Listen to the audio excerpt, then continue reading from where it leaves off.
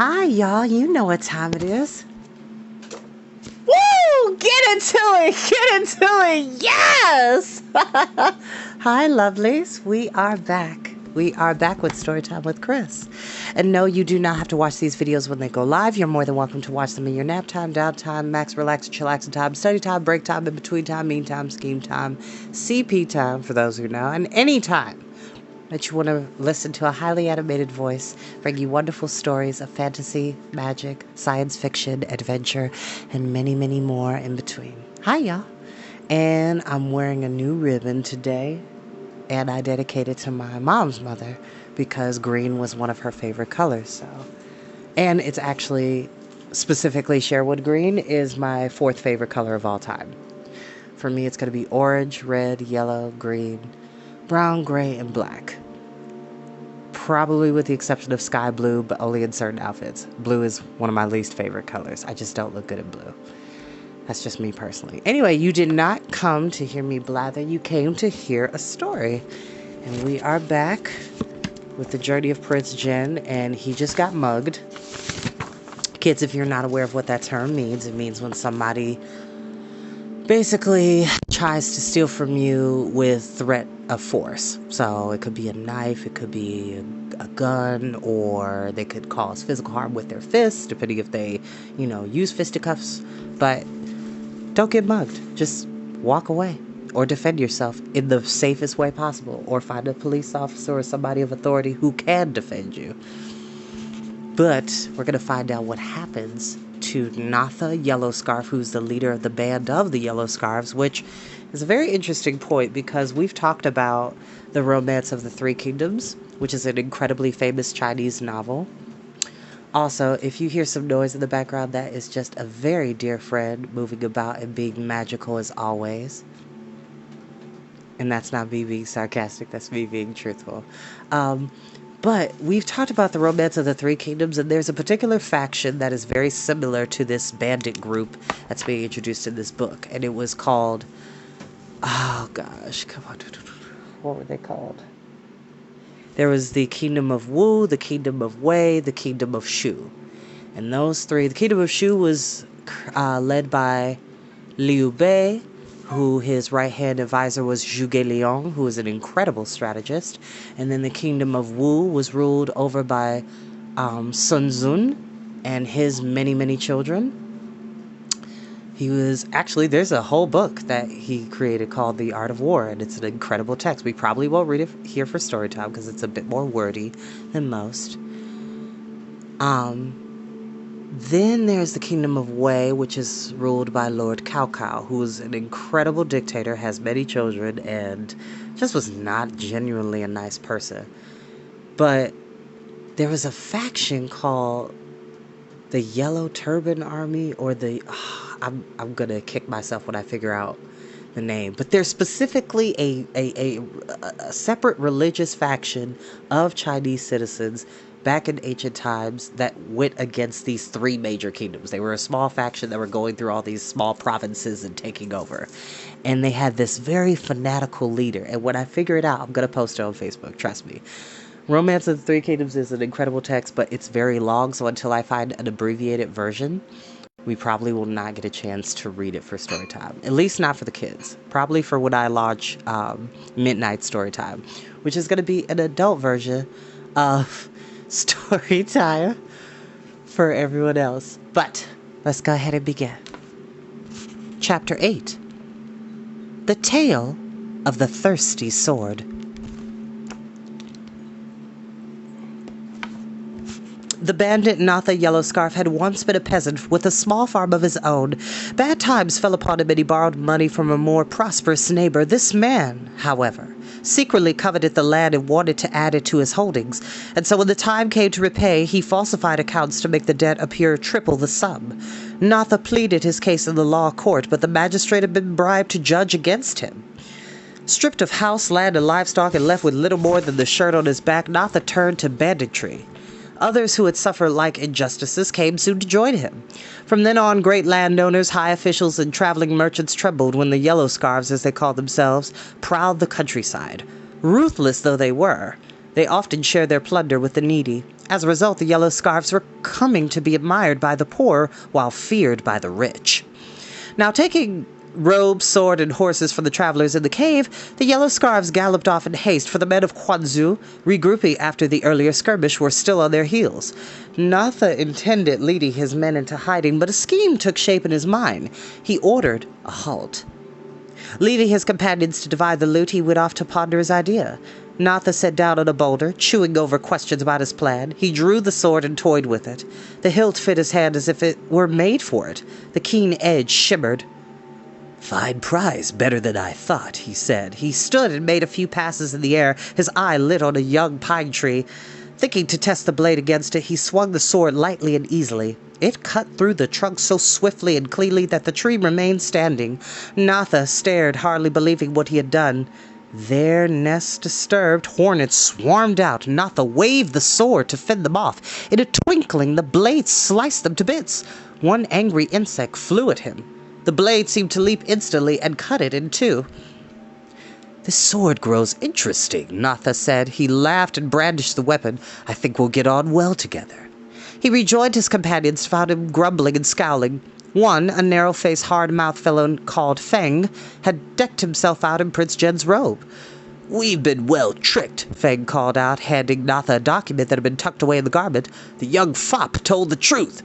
Natha squinted at the official calligraphy and vermilion seal. He understood it was a royal warrant, its bearer indeed the young Lord Prince. Some of the yellow scarves clamored to go back and lay hands on him, kill him outright, or hold him for ransom.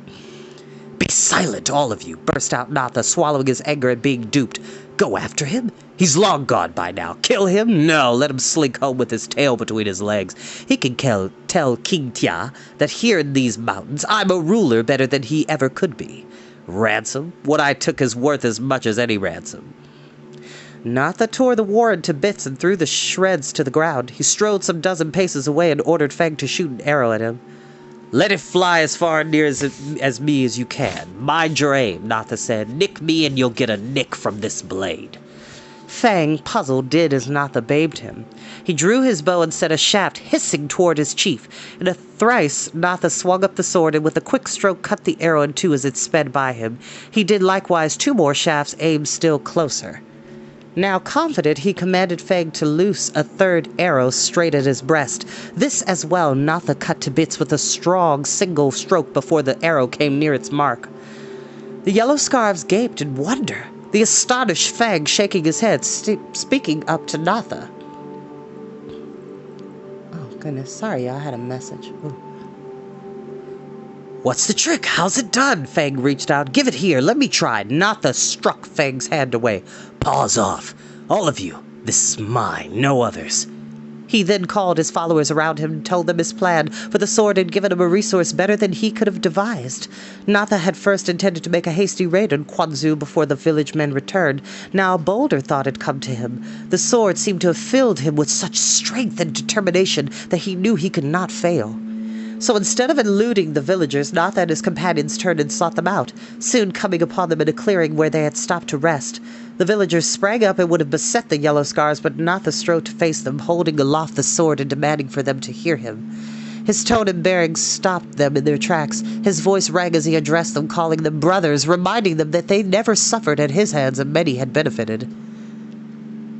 "Now you want to capture and kill us," Natha cried. "Only tell me one thing. What will you gain? Will your wives and children be fed? Will the merchants and moneylenders be generous to you? Will Cha Wei listen closer to your grievances? Will he give you even grudging thanks? And you," one of the villagers called out, "what will you give us?"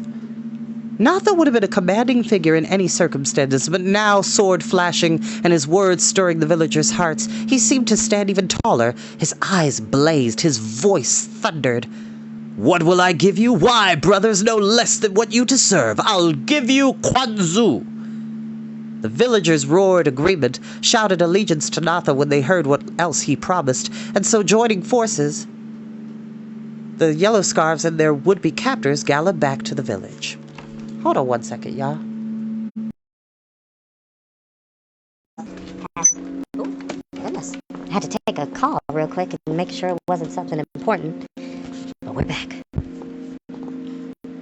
There, following Natha's orders, before Cha Wei or a local dignitary understood what was afoot, the villagers broke into the granaries and the storehouses of food and clothing, smashing and burning the shops of any who stood against them. The richest merchants and moneylenders were dragged from their houses and cash boxes pried open and all their valuables heaped in the public square under Natha's instructions. The yellow scarfs shared out the plunder among the rejoicing villagers, laughing and dancing as if it were a festival. The Yamen officials and servants, wailing, weeping, eyes rolling in terror, were also herded into the square.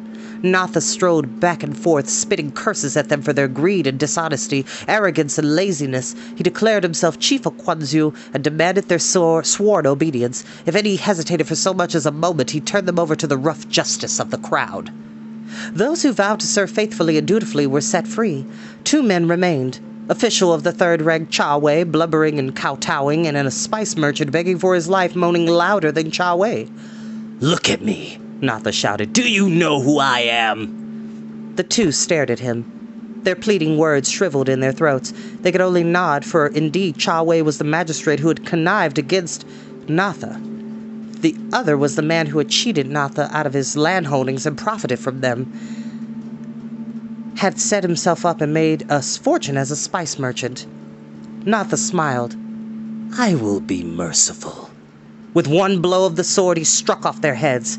That night, Natha lounged in Cha Wei's yamen, in Cha Wei's apartments, and slept in Cha Wei's bed. Toward dawn, he was roused by a faint voice crying, "Give me to drink." Thinking it was one of the servants, wakeful and restless, Natha paid no heed, rolled over and slept again. Next day, when the yellow scarves in attendance upon him, Natha summoned all villagers with grievances to declare them and have them readdressed. Some who came complained of having been cheated on business transactions. Others of being given short weight from dishonest scales. Still others whose petitions had been ignored. Natha heard each other and decided each case fairly. The last man appeared uneasy and reluctant to speak. Finally, at Natha's urging, he drew himself up and stated, "Honorable sir, when the goods were shared out, someone laid hands on much more than his proper portion. Also, he forced others to give him many strings of cash." Several witnesses came forward to bear out this testimony. Natha replied angrily that such conduct called for severe punishment and demanded the name of the criminal. "Honorable sir," the villager stammered, "it was a yellow scarf, one of your own men." He pointed toward Fang, standing by Natha in the chamber of audience. Natha turned to Fang. "True." Fang shrugged. "What do villagers need with all that cash? Without us, they'd have nothing. We deserve the greater share." "You acted no better than Cha Wei or any greedy official," Natha retorted. "This is my judgment." He leaped to his feet, drew the sword, and before Fang could speak further, cut him down on the spot. The yellow scarves, outraged, started toward Natha, but he threatened them with the sword and declared he had done only simple justice. In the end, fearing his wrath, they agreed it was so. Natha ordered Fang's head hung at the yamen gate as a warning to all who dealt unjustly with their fellows.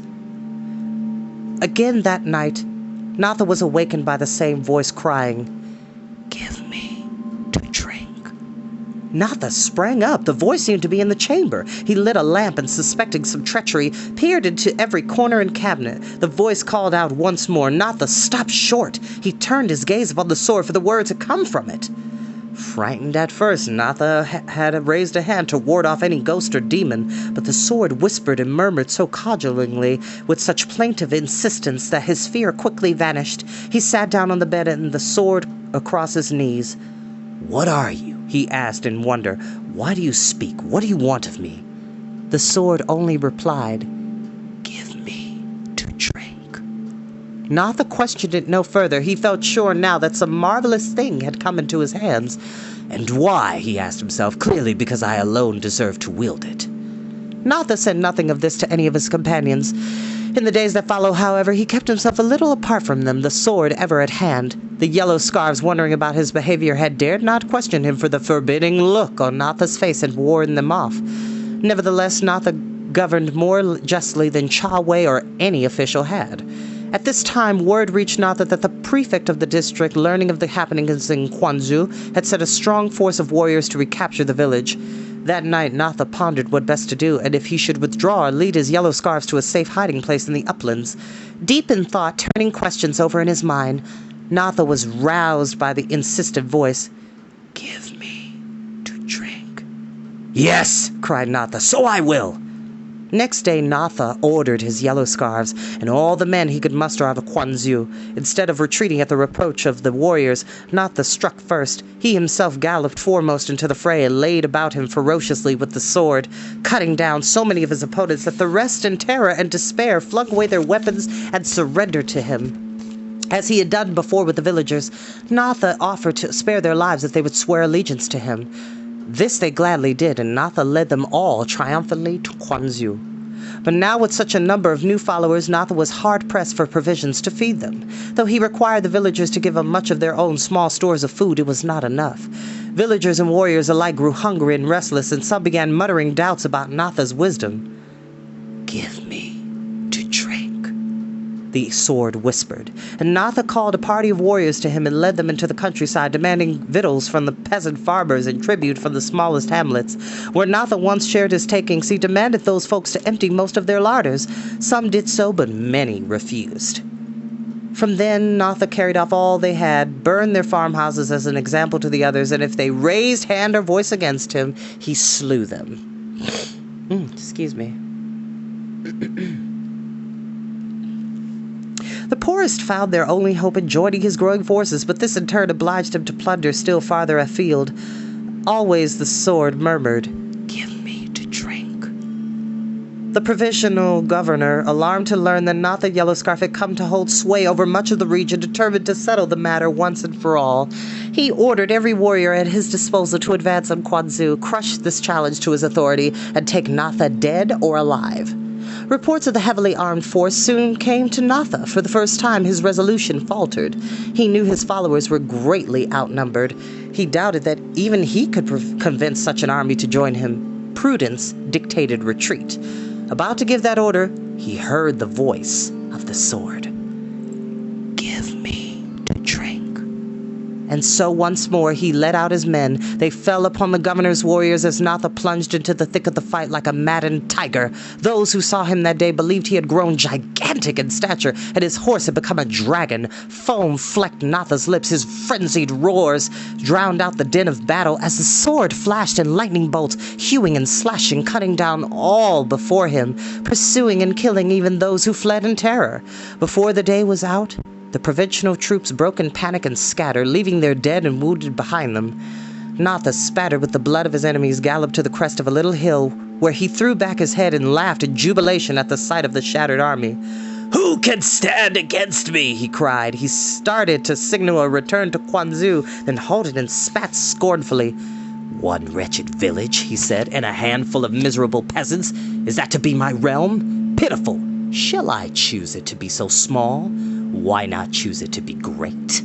The sword whispered, "Give me to drink." What becomes of Natha Yellowscarf lies hidden in the future. From now, we go back to Prince Jen and his friends where we left them in the cavern, robbed and terrorized by bandits. They are worse off than ever.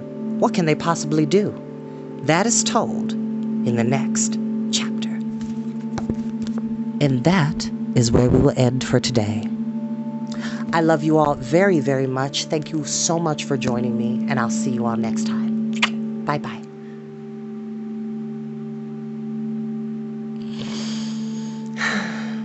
It's gonna be a good day.